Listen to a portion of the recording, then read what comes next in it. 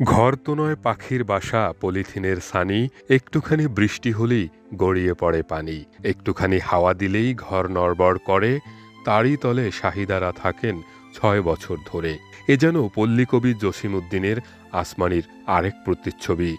বাঁশের খুঁটির উপর পলিথিনের ছাউনি, চারদিকে প্লাস্টিকের চটের বেড়া, নেই কোনো দরজা, জীর্ণ কাপড়ের পর্দা উঁচিয়ে ঢুকতে হয় ঘরটিতে।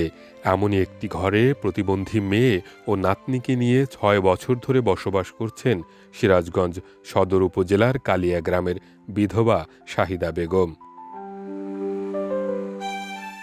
একটু বৃষ্টি হলেই পলিথিনের ফুটো দিয়ে গড়িয়ে পড়ে পানি, একটু ঝোড়ো বাতাস হলেই কাঁথা বালিশ নিয়ে ছুটতে হয় প্রতিবেশীর বারান্দার দিকে। অন্যের বাড়িতে ঝিঁয়ের কাজ করেই নিবারণ করতে হয় ৩টি প্রাণীর পেটের ক্ষুধা। ডায়রিয়া মারা গেলে হারে আমার বিপরীত কষ্ট, আমার কেউ কামাই কাটি দেয় না। আমার বাপের গাড়ি থাকুন, বাপেরও ককুতুরি পোলা পান নিয়ে খায়, আমি তাকে গাড়িও খাই না। আমার মা ছিল, সৎ মাও না, নিজের মাওই, তাও আমাকে বাদ দিতে কালে যাহি পারছে। আমি একদিন আমার বাবা কইলাম যে বাবা আমি তোমার হাতে খামো না, আমার জোটে খামো না, জোটে না খামো। দাঁড়ে ঘুরছি, এর দাঁড়ে ঘুরছি, এবার কইরে বসি করি বেচছি, এবার কইরে মানুষ কইরে এলা বড় হইলে এর কাছে কামে দিলাম, ওর কাছে কামে দিলাম, দিতে এই যে বেটা বিয়া করে চললে বিয়া তাক করে দিলেন। সিরাজগঞ্জের বিয়ারঘাট চরের আক্তার হোসেনের সাথে নাবালিকা শাহিদার বিয়ে হয়। দুবার স্বামী বাড়ি থেকে পালিয়ে আসলেও জোর করে তাকে আবার পাঠিয়ে দেয়া হয়। কয়েক বছরের মধ্যেই তাদের সংসারে 2টি ছেলে ও একটি মেয়ে জন্ম হয়। এরপর ১৯৮৮ সালের বন্যার পর ডায়রিয়ায় আক্রান্ত হয়ে মারা যান স্বামী আক্তার। স্বামীর মৃত্যুর পর দুঃখের দরিয়ায় পড়েন শাহিদা।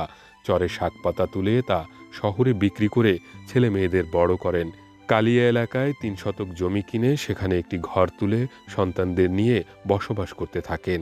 এরপর 3টি ছেলে মেয়েকে বিয়েও দেন তিনি। ভালোই চলছিল সংগ্রামী শাহিদার জীবন।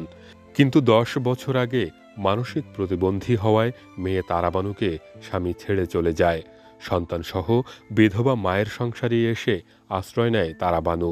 এর কিছুদিন পর বড় ছেলে আতাউর স্ত্রী ও 4 সন্তান রেখে মারা যান।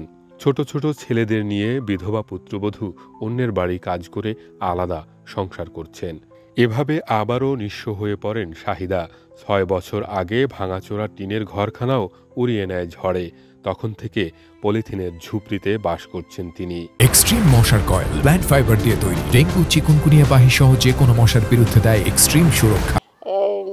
তা বাদে আর একটা ঘর তুলছিলাম, ওই যে সে টিন ভাঙ্গা হয়েছে, আবার তুফানে ফেলা দিছিল, সে টিনগুনা হয়েছে।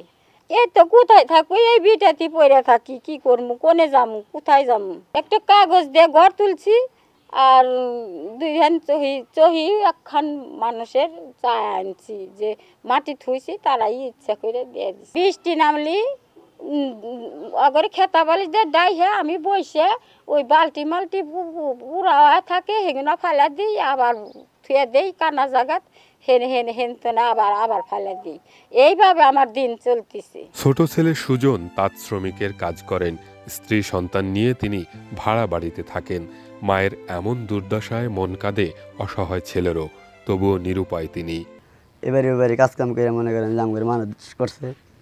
আর মনে করেন যে আমি লিকার থাকি ওই পাড়া ভাড়া, এনে থাকি লিকার আমার পাগলা বোন একটু, আর লিকার আমার আম্মা আর একটু বাইক নেয়, আর আমি থাকি ওই পাড়া ভাড়া।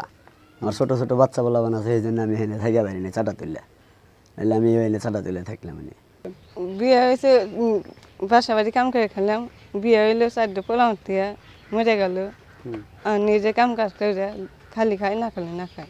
শাশুড়ি ঘর তুললো, বাতাসে গেল, তুফানে উড়ে গেল, এই পর্যন্ত ঘর তুলে হইলো না। বাসা বাড়ি কাম করে খেলাম, বিয়ে হইলো 4 পোলা দিয়ে মরে গেল।